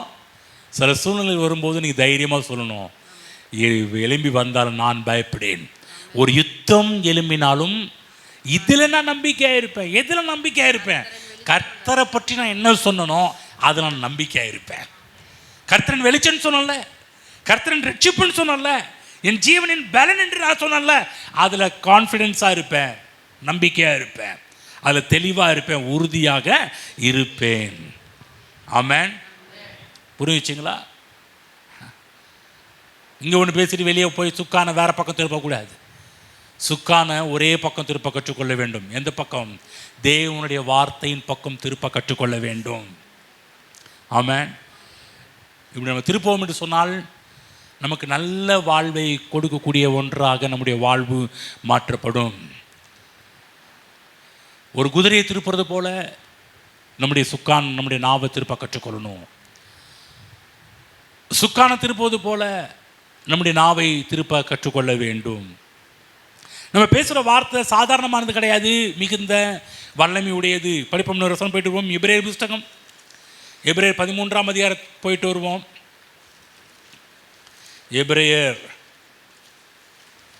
13ஆம் அதிகாரம் 5ஆம் வசனம் 6ஆம் வசனம் படிப்போம். நீங்கள் பண ஆசை இல்லாதவர்களாய் நடந்து உங்களுக்கு இருக்கிறவைகள் போதுமென்று எண்ணுங்கள். நான் உன்னை விட்டு விலகுவதும் இல்லை, உன்னை கைவிடுவதும் இல்லை என்று அவர் சொல்லி இருக்கிறாரே. அவர் சொல்லி இருக்கிறாரே. என்ன சொல்லி இருக்கிறாரா? நான் உன்னை விட்டு விலகுவதும் இல்லை, உன்னை கைவிடுவதும் இல்லை என்று அவர் சொல்லி இருக்கிறாரே. கர்த்தர் சொல்லி இருக்கிறாரே. வேதத்தில் அவர் சொல்லி இருக்கிறாரே. பலரோ சொல்லி இருக்கிறாரே. மோசே சொல்லியிருக்கிறாரு. அப்புறப்பாடு மோசே மூலமாக யோசுவாவை கற்றுக் கொடுத்துருக்காரு. யோசுவா சொல்லியிருக்கிறாரு, நான் உன்னை விட்டு விலகுவதும் இல்லை, உன்னை கைவிடுவதும் இல்லை என்று சொல்லியிருக்கிறாரே. சொல்லியிருக்கிறாரா? பைபிளில் பல இடத்துல பயப்படாதே, நான் உன்னோடு இருக்கிறேன் சொல்லியிருக்கிறாரா? சொல்லியிருக்கிறார். பல இடத்துல சொல்லியிருக்கிறாரே. இப்ப நம்ம 5ஆம் வசனம் 6ஆம் வசனம் படிங்க. அதனாலே நாம் தைரியம் கொண்டு, எதனாலே தைரியம் கொண்டு? என் தேவன் சொல்லி இருக்கிறார். என்ன சொல்லி இருக்கிறாரு? நான் உன்னை விட்டு விலகுவதும் இல்லை, உன்னை கைவிடுவதும் இல்லை என்று அவர் சொல்லி இருக்கிறாரு. அதனால நான் தைரியமா இருக்கிறேன். தைரியம் கொண்டு, கர்த்தர் எனக்கு சகாயர், நான் பயப்படேன், மனுஷன் எனக்கு என்ன செய்வான் என்று சொல்லலாமே. இப்ப என்ன சொல்றாரு? நீங்க சொல்லலாமே. தேவன் சொல்லி இருக்கிறார். தேவன் சொன்னது உண்மையா? எஸ். நான் உன்னை விட்டு விலகுவதும் உன்னை கைவிடுவதும் இல்லை என்று சொல்லி தேவன் சொல்லியிருக்கிறாரா? ஆமா, தேவன் சொல்லியிருக்கிறாரு. இப்ப எபிரேயருக்கு என்ன சொல்றாரு? தேவன் சொல்லியிருக்கிறாரு. இப்ப நீ என்ன பண்ணணும்? அதனாலே நாம் தைரியம் கொண்டு, கர்த்தர் எனக்கு சகாயர். சொல்லுங்க, கர்த்தர் எனக்கு சகாயர். சொல்லுங்க, சகாயர் என்று சொன்னால் உதவி செய்கிறவர். God is my helper. சொல்லுங்க, எனக்கு உதவி செய்கிறவர். சொல்லுங்க, என்னுடைய ஹெல்ப்பர். சொல்லுங்க, ஹெல்ப்பர். சொல்லுங்க, உதவி செய்கிறவர். ஓகே, தைரியம் கொண்டு கர்த்தனுக்கு சகாயர், நான் பயப்படேன், மனுஷன் எனக்கு என்ன செய்வான் என்று சொல்லலாமே. சொல்லுங்க பார்க்கலாம். கர்த்தனுக்கு சகாயர், எனக்கு நான் சகாயர், பயப்படேன், நான் பயப்படேன், மனுஷன் எனக்கு என்ன செய்வான். மனுஷன் எனக்கு என்ன செய்வான். என்னன்னா அவனால் ஒன்றும் பண்ண முடியாது. இவன் என் மேலே கை வச்சிருவான், எனக்கு ஏதாவது துரோகம் பண்ணிடுவான், எனக்கு ஏதாவது பிரச்சனை பண்ணிடுவான், எனக்கு ஏதாவது கஷ்டம் கொடுத்துருவான், எனக்கு ஏதாவது துன்பம் கொடுத்துருவான். அதை சொல்கிற மனுஷனுக்கு என்ன செய்யலாம் என்று சொல்லலாமே. சொல்லுங்க, மனுஷன் ஒன்றும் பண்ண முடியாது. மனுஷன் ஒன்றும் பண்ண முடியாது. புரிஞ்சுங்கன்னா இப்போ உங்கள் வாயை திறந்து இல்லைங்க இவன் ஒருவேளை நம்ம இப்போ இந்த நாக்கை தப்பாகவே திருப்புவோம். ஒருவேளை இவங்க இப்படி பண்ணிட்டா, அவங்க அப்படி பண்ணிட்டா, அவங்க இப்படி செஞ்சுட்டா, இவங்க இப்படி செஞ்சுட்டா, ஒருவேளை நான் நினைக்கிறேன் இவங்க எனக்கு செய்வனை வச்சுருப்பாங்க போல. நம்ம நாக்கை எப்படி தான் திருப்புறோம்? ஹலோ, இந்த நாக்கு எப்படி திருப்பி? ஒருவேளை அவங்க எனக்கு செய்வனை வச்சுருப்பாங்க போல. அவங்க பார்க்குற பார்வையை பாரு, என்னையே தான் ஒரு மாதிரி பார்க்குறாங்க, ஏதோ எனக்கு சூழ்ச்சி பண்ணுறாங்க போல, எனக்கு விரோதமாக ஏதோ பண்ணிட்டு இருக்கிறாங்க போல. அதாவது கவனமாக கேளுங்க, எப்போது நம்ம என்ன பண்ணுறோம், மக்கள் அவங்க பண்ணாத போது நம்முடைய நாவை திசை திருப்பி அவங்க நினைக்காத போது இவங்க நினச்ச மாதிரி இவங்க நாவை திசை திருப்பிட்டு இருக்கிறவங்க. ஒருவேளை இப்படி இவங்க பண்ணியிருக்கலாம், அப்படி பண்ணியிருக்கலாம், இப்படி நினைக்கிறாங்க. கவனமாக கேளுங்க, யாரும் உங்களை ஒன்றும் நினைக்காத போது நீங்கள் எதுக்கு நினச்சிட்டு உங்கள் நாக்கு அதுக்கு நேராக திருப்புகிறீர்கள்? யாரும் உங்களை பற்றி தப்பாக நினச்சா கூட நீ நல்லதாகவே உங்கள் வாயில் பேச ஆரம்பிங்க. பைபிளில் போடப்பட்டிருக்குது, அவன் சொன்னபடியே ஆகும். கவனமாக கேளுங்க, ஒருவேளை நான் கூட உங்களுக்கு விரோதமாக பண்ண மாட்டேன். அப்படி ஒருவேளை உங்களை இப்படி பேசுனா கூட நீங்கள் சொல்லணும், இல்லைங்க பாஸ்டர் என்னை பிளஸ் பண்ணுறாரு போல, என்னை ஆசீர்வதிக்கிறாரு போல. ஹலோ, எங்கள் நாக்கு வேற பக்கம் திரும்பினா கூட நீங்கள் என்ன பண்ணணும்? இல்லை அவர் நல்லா இருன்னு சொல்கிறாரு, நீ நல்லா வருவன்னு சொல்கிறாரு, அவர் எனக்கு நல்லது நடக்கும்னு சொல்கிறாரு, எனக்கு நன்மை உண்டாகும்னு சொல்கிறாரு. கவனமாக கேளுங்க, ஒருவேளை யாராவது உங்களுக்கு விரோதமாக தப்பாக பேசுகிற மாதிரி இருந்தால் கூட அந்த தப்பான வார்த்தை நீங்கள் பாசிட்டிவாக உங்கள் நாவை கொண்டு நீங்கள் சரியாக திசை திருப்ப உங்களால் முடியும். புரிஞ்சா? பக்கத்தில் யாராவது உங்களுக்கு விரோதமாக சில பேர் பேச நினைக்கிறாங்களா? பேச நினச்சாலும் உங்கள் நாவுனால் திருப்பி விட்டுருங்க. நீ அப்படி இழுப்புறாங்களே, அப்படி சொன்னால் கூட நீ நல்லா இருப்பப்பா அப்படின்றீங்க. இன்னையா நாசமாக போகணும்னு சொல்ல வந்தால் நல்லா இருப்பேன். ஆமாம், டக்குன்னு யாராவது அந்த மாதிரி வார்த்தை பேச ஆரம்பித்தா நீங்கள் என்ன பண்ணுங்க? உங்கள் வாயின் வார்த்தையால் இல்லைங்க, என் காதில் நல்லா இருப்பேன்னு கேட்டுச்சு. ஹலோ, உங்கள் காது கரெக்டாக தேவனை பற்றி சரியாக தெரிஞ்சு வச்சுக்கோங்க. தேவனை குறித்து சரியான வார்த்தையை உள்ளே கொண்டு போய் வச்சுக்கோங்க. என் தேவன் சொல்லிட்டாரு, நான் உன்னை விட்டு விலகுவதும் இல்லை, உன்னை கைவிடுவதும் இல்லை என்று சொல்லியிருக்கிறாரே. அதனால் நாம் தைரியம் கொண்டு கர்த்தர் எனக்கு சகாயர், மனுஷன் எனக்கு என்ன செய்வான் என்று சொல்லலாமே. சொல்லுங்க, சொல்லலாமே. என்னத்தை சொல்லணும்? கர்த்தர் எனக்கு சகாயர் என்று சொல்லணும். மனுஷனுக்கு என்ன செய்வான் என்று சொல்லலாமே. ஆகவே தேவ பிள்ளைகள் நன்றாக புரிந்து கொள்ளுங்கள், உங்கள் வாயின் வார்த்தைக்கு அதிகாரம் இருக்கிறது என்பதை புரிந்து கொள்ளுங்கள். நீங்கள் சொன்னால் நடக்கும் என்று வேதம் சொல்லப்பட்டிருக்கிறது. ஆகவே தேவனுடைய வார்த்தையில் சரியான வார்த்தைகளை தெரிந்து கொண்டு அவைகளை பேச கற்றுக்கொள்ளுங்கள். ஆமென். புரிஞ்சுங்களா? அன்றைக்கு நேரத்தில் மக்கள் பார்த்திங்கன்னா நாங்கள் ஏராளமாக ஜெபம் பண்ணுறோங்க, ரொம்ப நேரம் ஜெபம் பண்ணுறோங்க, ரொம்ப பேசுகிறோங்க, ஆனால் வாழ்க்கையில் வித்தியாசத்தை பார்க்க முடியலையே, வெற்றியை பார்க்க முடியலையே நீங்கள் நினைக்கலாம். நான் சொல்கிற தேவ பிள்ளைகளே, வாழ்க்கையில் ரொம்ப நேரம் ஜெபம் பண்ணுறது ரொம்ப நல்லது, ஏராளமாக பேசுகிறது நல்லது. ஆனால் என்னத்தை பேசிகிட்டு இருக்கிறீங்க, என்னத்தை ஜெபம் பண்ணிகிட்டு இருக்கிறீங்க என்பது ரொம்ப ரொம்ப முக்கியம். 10 மணி நேரம் ஜெபம் பண்ணிவிட்டு உங்கள் வாயில் ஒன்றும் இல்லைங்க, 10 மணி நேரம் ஜெபம் பண்ணிட்டு வெளியே அவங்க பேசுகிற பேச்சு வித்தியாசமாக இருக்கும். அந்த 10 மணி நேரம், அதாவது நல்லா எரிகிற, நல்லா சொல்கிறாங்களே, நல்லா எரிஞ்சிடுச்சுங்க, டக்குன்னு தண்ணி ஊற்றி அணைச்சிட்டாங்கன்ற மாதிரி சில பேர்லாம் நம்ம நல்லா போயிட்டுருக்கிற லைஃப்பை டக்குன்னு ஏதோ பண்ணி ஏதோ பேசி அணைக்கிற மாதிரிலாம் அணைச்சிடுவாங்க. சில பேர்லாம் ரொம்ப நேரம் ஜெபம் பண்ணுறவங்க வெளியே நானும் ஜெபம் பண்ணியிருக்கிறேங்க அப்படின்னு அந்த வார்த்தையின் மூலமாகவே இந்த 10 மணி நேரம் டைமை வேஸ்ட் ஆக்கிடுறாங்க. புரிஞ்சுச்சா நீங்கள் என்ன சொல்கிறேன்னு? என்ன புரிஞ்சிச்சு உங்களுக்கு? 10 மணி நேரம் ஜெபத்தையும் 10 மணி நேரத்தில் 10,000 வார்த்தைகள் நீங்கள் பேசியிருக்கலாம். ஆனால் வெளியே வரும்போது சும்மா ஒரு வார்த்தையால் அப்படியே அணைச்சிட முடியும். ஆகவே எவ்வளோ நேரம் ஜெபம் பண்ணினாலும் வெளியே வரும்போது அப்படியே பிடிச்சிக்கணும். என்ன பிடிச்சிக்கணும்னா அவன் சொன்னபடி ஆகும். ஜெபம் பண்ணியிருக்கிறேன், கர்த்தர் ஜெபத்தை கேட்டிருக்கிறாரு, நான் நல்ல பதிலை பெறுவேன். ஆமென். நம்பிக்கையை அறிக்கையிடுகிறதில் உறுதியாக இருங்கள், சோர்ந்து போகாதிருங்கள். வாக்குத்தத்தம் பண்ணினவர் உண்மையுள்ளவராய் இருக்கிறாரே. ஆமென். நாம் ஆராதிக்கிற தேவன் சாதாரணமானவர் அல்ல. எவ்வளோ பெரிய தேவனை ஆராதிக்கிறோம் தெரியுமா? வானம் எனக்கு சிங்காசனம், பூமி எனக்கு பாதப்படி என்று சொன்ன தேவன், உலகத்தில் இருக்கிறவனை காட்டிலும் உங்களுக்குள் இருக்கிற ஒரு பெரியவர் என்று சொன்ன தேவன். நன்றாக புரிந்து கொள்ளுங்கள். நம்ம ஆராதிக்கிற தேவன் சால சப்பட்ட கிடையாது. அவர் உயிரோடு இருக்கிற தேவன், உயிருள்ள தேவன், ஜீவாதிபதி. இங்கே இருக்கிற எல்லாருக்கும் அதிபதியே அவர் தான் என்பதை புரிந்து கொள்ளுங்கள்.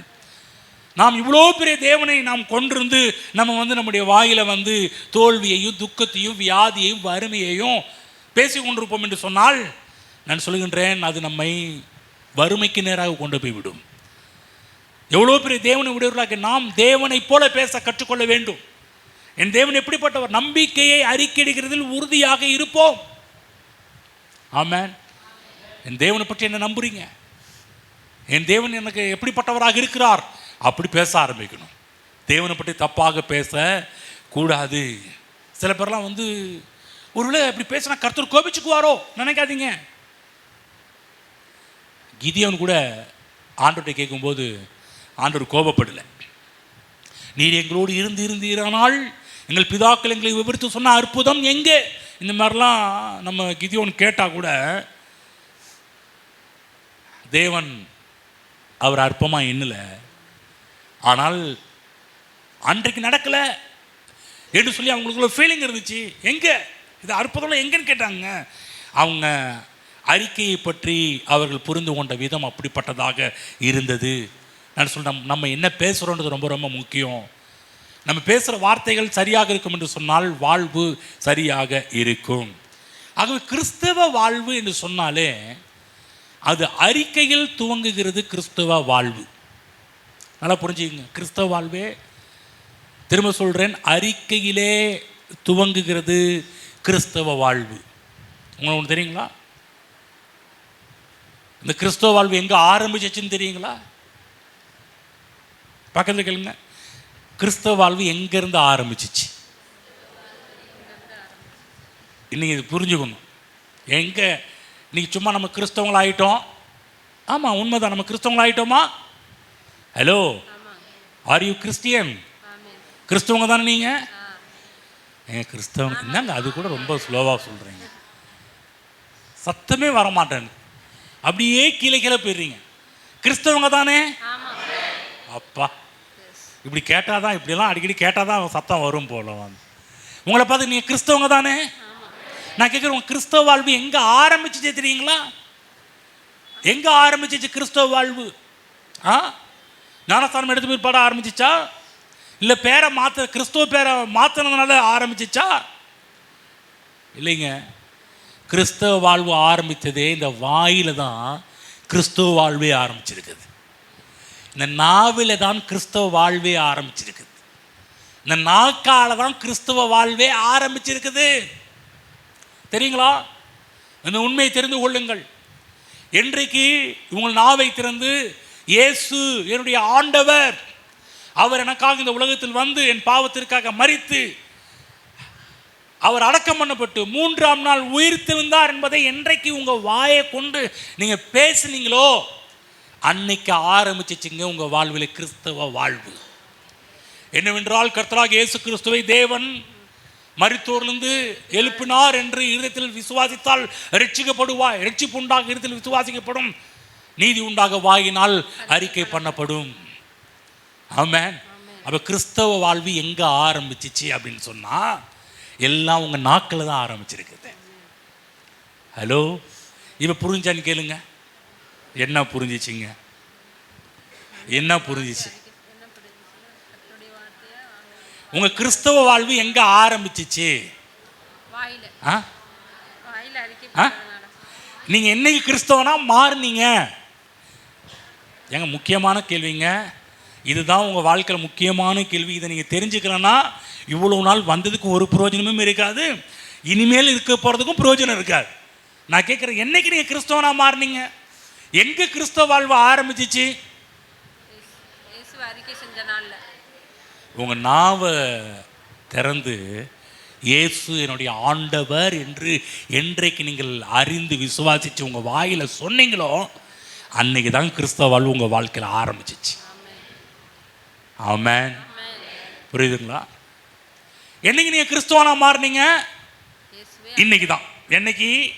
என்னைக்கு வாயை திறந்து இயேசுவே என் ஆண்டவர், அவர் எனக்காக இந்த உலகத்தில் வந்தார், என் பாவத்திற்காக மரித்தார், என் பாவத்திற்காக அடக்கம் பண்ணப்பட்டார், என் பாவத்திற்காக அவர் மரித்தார், அடக்கம் பண்ணப்பட்டார், 3ஆம் நாள் உயிர் தெழுந்தார் என்று என்றைக்கு நீங்கள் உங்கள் இருதயத்தை திறந்து விசுவாசித்து வாயினால் அறிக்கையிடுகிறீர்களோ அன்றைக்கே உங்கள் வாழ்வில் கிறிஸ்தவர்களாக மாறிவிட்டீர்கள். ஆமென்.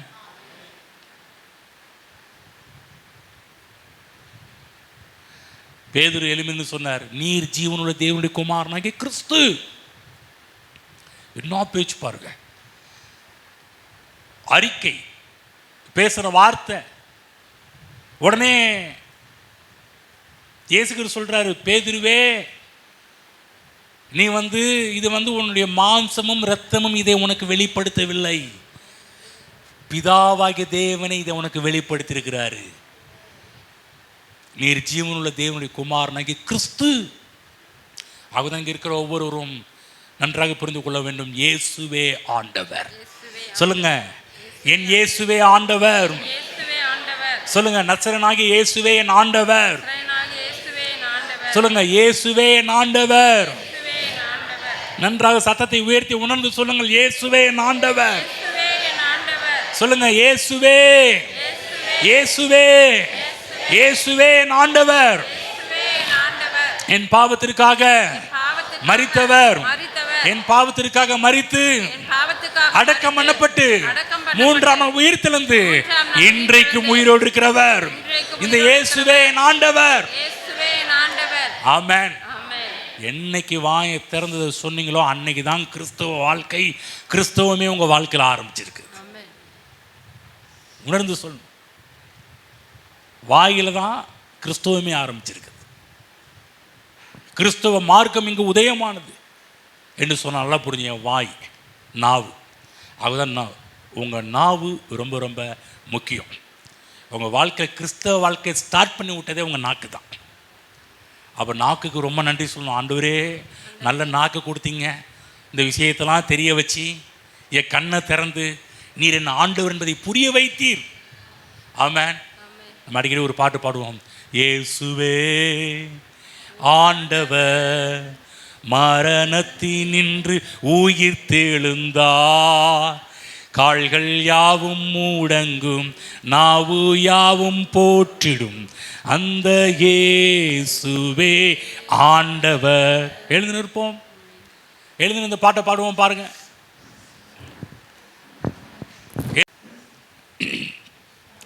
எல்லாரும் கரங்களை எடுத்துக்குவோம், சேர்ந்து பாடுவோம். இயேசுவே ஆண்டவர் மரணத்தினின்று உயிர் தெழுந்தார், கால்கள் யாவும் மூடங்கும், நாவு யாவும் போற்றிடும் அந்த இயேசுவே ஆண்டவர். அல்லேலூயா. இயேசு நம்முடைய ஆண்டவராக இருக்கிறார். ஆமென். கிறிஸ்தவ வாழ்வு ஆரம்பித்த இடமே நம்முடைய நாவு. இந்த நாக்கை திசை திருப்ப கொண்டதினால். ஆனால் என்ன நடக்குதுச்சுன்னா, நம்ம இன்றைக்கி இயேசு ஆண்டவர்னு சொல்லிடுறோம், ஆனால் வெளியே போயிட்டு நாக்கு கண்ணாபின்னு திருப்ப ஆரம்பிச்சிடுறோம். அப்படி திருப்பாதீங்க. ஒரே மாதிரி பேச கற்றுக்கொள்ளுங்கள். தேவனை பற்றி சரியாக பேச கற்றுக்கொள்ளுங்கள். புரியுதுங்களா? தேவனை பற்றி தப்பாக பேச ஆரம்பிக்காதீர்கள். தேவன் நல்லவர் தாங்க ஆனால் அப்படின்னு இழுக்க ஆரம்பிச்சிடாதீங்க. தேவன் யாருக்கும் எந்த கெடுதலும் செய்யாதவர். நல்லவர், நல்லவர், நல்லவர், நல்லவர், எப்போதும் நல்லவர். கர்த்தர் நல்லவர், அவரை துதியுங்கள், அவர் கிருபை என்றும் உள்ளது என்று சொல்ல கடவர்கள். ஆமென். சொல்லணும். புரியுதுங்களா? கர்த்தருக்கு மகிமை உண்டாவதாக என்று சொல்வார்களாக. ஆமென். ஒவ்வொரு வாயை திறந்து கர்த்தருக்கு மகிமை உண்டாகட்டும், கர்த்தருக்கு மகிமை உண்டாகட்டும் என்று சொல்ல கடவர்கள். என் தேவன், நீர் என் தேவன், என் அடைக்கலம், என் கோட்டை, நான் நம்பியிருக்கிறவர் என்று சொல்வானாக. பலவீனனும் எவனும் தன்னை பலவான் என்று சொல்வானாக. ஆமென். கர்த்தனுக்கு சகாயர், நான் பயப்படேன், மனுஷன் எனக்கு என்ன செய்வான் என்று சொல்வானாக. எங்க எல்லாம் என் வாழ்க்கை எங்க ஆரம்பிக்குது? பேசுறதுல தான் வாழ்க்கை ஆரம்பிச்சிச்சு. தேவ பிள்ளைகளே, ஒவ்வொரு நாளும் இந்த பாட்டை ஹம் பண்ணிட்டே இருங்க. இயேசுவே என் ஆண்டவர், இயேசுவே என் ஆண்டவர், மரணத்தின்று உயிர் தெழுந்தார், கால்கள் யாவும் முடங்கும், நாவு யாவும் அறிக்கை செய்யும். என்ன அறிக்கை செய்யும்? இயேசுவே என் ஆண்டவர் என்று சொல்லி. ஆமென். நன்றாக புரிந்து கொள்ள, கிறிஸ்தவம் எங்கே உதயமானது? நம்முடைய நாவிலே தேவனை அறிந்து வாயில பேசுனது நிமித்தமாக கிறிஸ்தவ வாழ்வு அங்கே தான் ஆரம்பிச்சிச்சு. என்னைக்கு நீங்கள் ரட்சிக்கப்பட்டீங்க, உங்கள் நாவிலே என்றைக்கு இயேசு என் ஆண்டவர் என்பதை அறிந்து வாயை திறந்து பேசுனீங்களோ அன்னைக்கு ரட்சிக்கப்பட ஆரம்பித்தீர்கள். ஆமென்.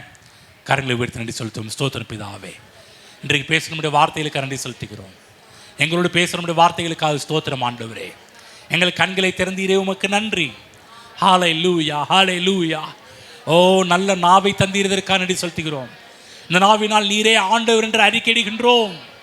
நீரே எங்கள் இரட்சகர், நீரே எங்கள் மீட்பர், நீரே எங்கள் தயாபரர் என்று நாங்கள் அறிக்கையிடுகிறோம். எங்கள் அடைக்கலம் என்று அறிக்கையிடுகிறோம், எங்கள் தஞ்சம் என்று அறிக்கையிடுகின்றோம். நீர் நல்லவர் என்று அறிக்கையிடுகின்றோம். ஹல்லேலூயா, ஹல்லேலூயா, ஹல்லேலூயா. நன்றி, நன்றி, நன்றி ஆண்டவரே.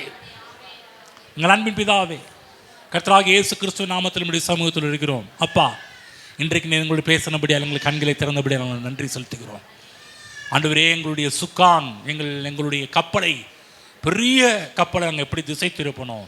சின்ன சுக்கானால், எங்கள் நாவினால் பெரிய வாழ்வாக்கி இந்த வாழ்வை திசை திருப்பக்கூடிய அளவிற்கு எங்களுக்கு கற்றுக் கொடுத்திருப்பதற்காக உமக்கு நன்றி செலுத்துகிறோம். இங்கே இருக்கிற ஒவ்வொருவரும் ஒவ்வொரு நாளும் உம்மை பற்றி சரியாக பேசட்டும். நாவினால் புறங்கூறாமல், நாவினால் தாறுமாறானதை பேசாமல், நாவினால் உம்மை பேசட்டும். உம்மை பற்றி வியந்து பேசட்டும். உம்மை பற்றி முற்போக்கானதை பேசட்டும். ஆண்டவரே, உம்மை பற்றி சரியான வார்த்தைகளை பேச கற்றுக்கொள்ளட்டும். கர்த்தாவே, ஆச்சரியமான அற்புதமான காரியங்கள் இங்கே இருக்கிற ஒவ்வொருவரை கொண்டு கர்த்தர் செய்வீராக. வந்த ஒவ்வொருவரையும் ஆசீர்வதிக்கின்றேன். தேவக்கரம் தாங்கி நடத்துவதாக தகப்பனே. உம்முடைய பிள்ளைகளுக்கு நீரே பலனாக இருக்கிறதற்காக ஸ்தோத்திரம். உம்முடைய பிள்ளைகள் செய்கின்ற வேலைகள், உம்முடைய பிள்ளைகளுடைய கையின் பிரயாசங்கள், உம்முடைய பிள்ளைகளுடைய குடும்ப வாழ்வு, உம்முடைய பிள்ளைகளுடைய பிள்ளைகள், உம்முடைய பிள்ளைகளுடைய குடும்பத்தில் இருக்கிற ஒவ்வொரு உறுப்பினர்கள் ஒவ்வொருவரும் கர்த்தராகிய இயேசு கிறிஸ்து நாமத்தில் ஆசீர்வதிக்கிறேன் ஆண்டவரே. உம்முடைய ஆசீர்வாதம் உம்முடைய ஜனத்தின் மீது இருப்பதாக தகப்பனே. நீ வாளாகாமல் தலையாவாய், கீழாகாமல் மேலாவாய் என்று சொன்ன வார்த்தைகள் நிறைவேறட்டும் கர்த்தாவே. பெரிய அற்புதம் அதிசயம் இருக்கிற நம்முடைய பிள்ளைகளை கொண்டு கர்த்தர் செய்வீராக. இயேசு கிறிஸ்து நாமத்தில் பிதாவே, ஆமென்.